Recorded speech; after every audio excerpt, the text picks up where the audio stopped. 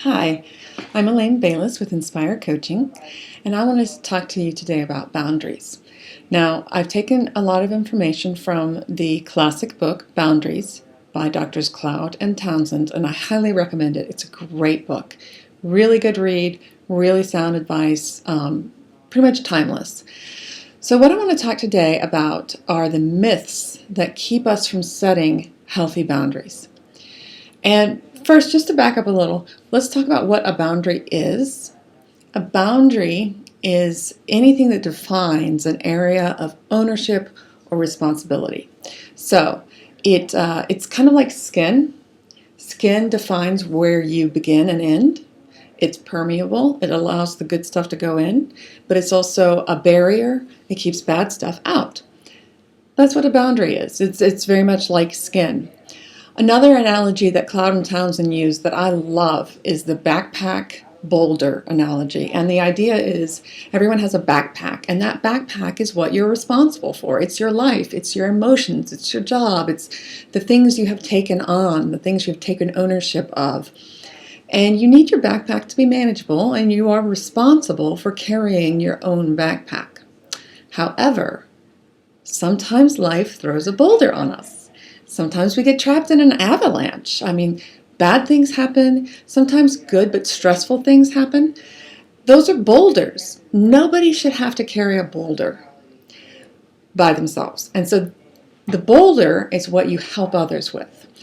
Boundaries help you decide, is this something that belongs in my backpack or in someone else's backpack? And the important thing about that is if your backpack is so loaded down that you can barely move, you're never going to be able to help anyone else with their boulder. Conversely, you may be trying to stuff the boulders of your life into your backpack, and you need to accept help. So that's what boundaries are all about. So let's talk a little bit about the myths. Now, Cloud and Townsend have 8 myths about boundaries, and I've basically summed them up into 2 big categories.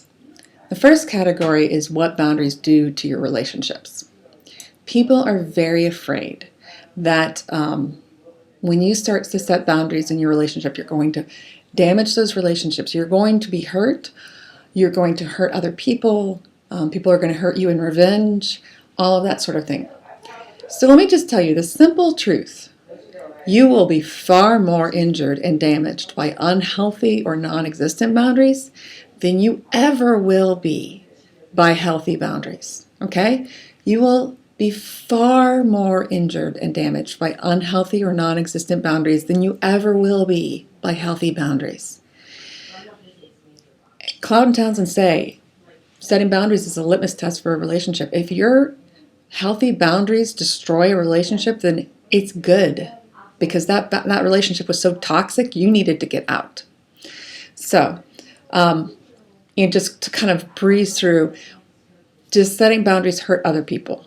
No, it does not. And I use the motherhood example because that makes it very, very clear for people. When my daughter was younger, she would run and grab my legs while I was cooking. And one day I was making mac and cheese on the stovetop, and I had bubbling cream and cheese in a skillet on the stovetop. And she kept running up and grabbing my legs and grabbing my legs. And I said, look, if you grab my legs again, I will put you in your playroom and shut the doors. And then I got up. She understood me. Immediately got up. She slammed into my leg. So I picked her up, carried her into her playroom filled with toys, shut the doors. And actually, I could see her in the playroom. So it wasn't that big a deal. And she screamed. She was just, the drama. Okay. Did I hurt her? No. I set a healthy boundary to protect her.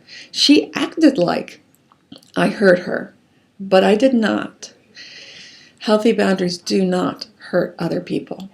Now, then sometimes we think boundaries hurt me. Either when other people set boundaries, it hurts us, or because we've set boundaries, they're going to deliberately hurt us. If someone's going to deliberately hurt you because you've set a boundary, they're toxic, get them out of your life, okay?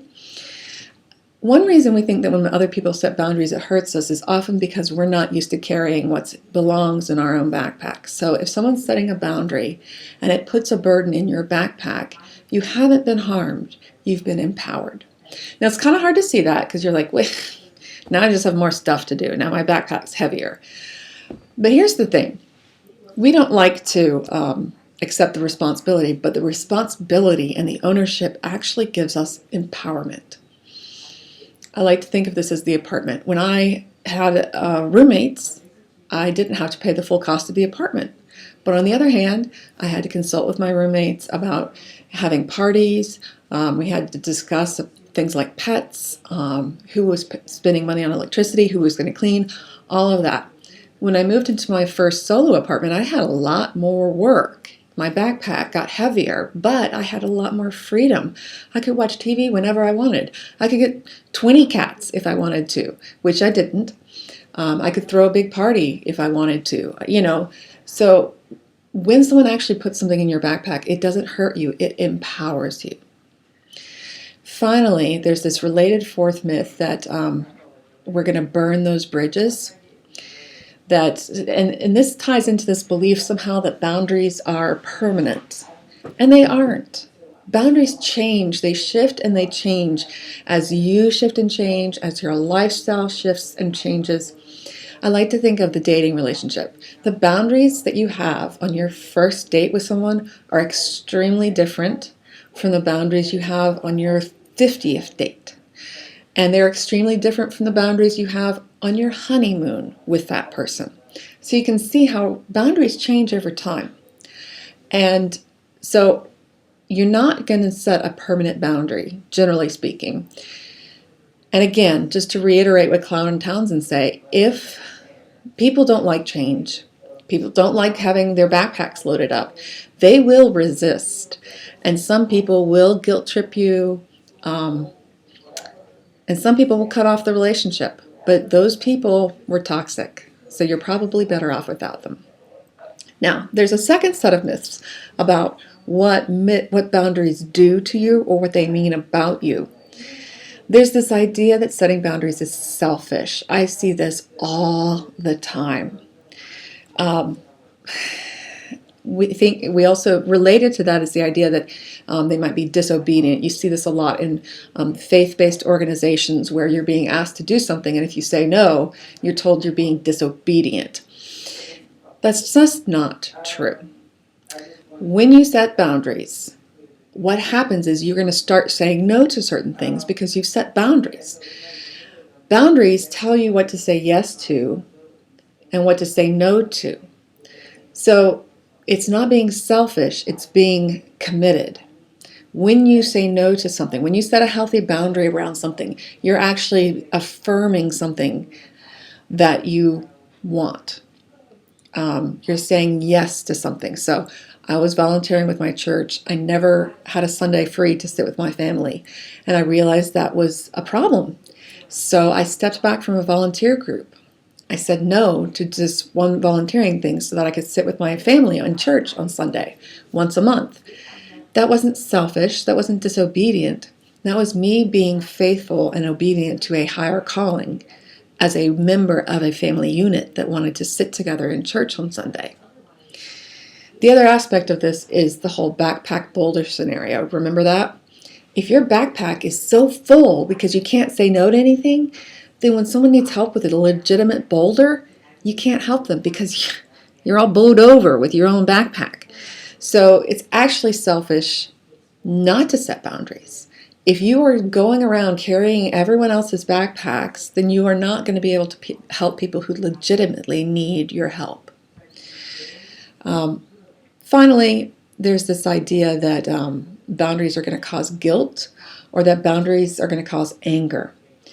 It is true sometimes that when you start to set boundaries, you'll experience anger. Why? Is this because boundaries make you angry? No. What happens is a lot of times is when you start to set boundaries in a relationship that needs them, you're going to become very aware of the fact that the boundaries were violated in the past. Boundary violations bring anger and upset with them. So you are naturally going to be upset. The more you enforce those boundaries and the more it reinforces to you how much you are being taken advantage of, you will be angry. That anger needs to be expressed. It needs to be let out. You don't need to dwell on it. You don't need to be vengeful. But you do need to acknowledge that anger and then move on. And finally, guilt. Like I said, people are going to try to push back on your boundaries, and they're going to do it using guilt trips because those are very, very effective. So again, you want to remember that if you're setting a boundary, you are most likely taking something out of your backpack and putting it in someone else's backpack. There were reasons you had it in your backpack to start with. So they're going to resist, and they're going to lay a guilt trip on you because they don't want to take it into their backpack. And you may feel guilty because you have been, enabling them, or, you're going to stop, you cut off your adult child from getting money, and you say, well, they only don't have money because I was a poor parent. Well, you have to let that go, because at some point, that person, that adult child, is going to have to put on their own backpack and learn about life. So gently, repeatedly, firmly hold on to your boundaries. If you know they're healthy boundaries, just keep holding on to those boundaries, hold firm to them, and the guilt will pass. Just a final reminder, you are going to be far more injured and damaged by unhealthy or non-existent boundaries than you ever will be by healthy boundaries. Healthy boundaries are a huge key to a successful, balanced life. I cannot emphasize the importance of boundaries enough. Again, if you want a great book on the topic, I recommend the book Boundaries by Drs. Cloud and Townsend. They have an entire website with a whole series of books. They have books, boundaries for teens and kids. They have boundaries in dating, lots of different scenarios. So I highly recommend their website. This is Elaine Bayless with Inspire Coaching. Thank you and have a good day.